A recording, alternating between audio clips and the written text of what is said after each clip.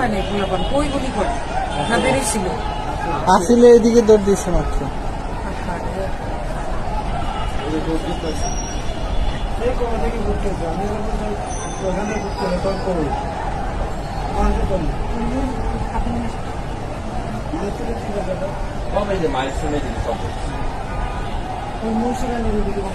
পোলাপানটা ধরছে মনে হয়।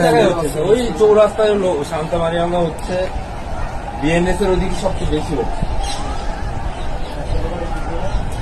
নামাজের পর সব শুরু হয়েছে। ও সেদিন শান্তা মারিয়াম থেকে দিচ্ছে, বুঝছো? বলছে কারো কোনো প্রবলেম হলে ওদেরকে জানাই, তার মানে কি ওরা দ্বিতীয়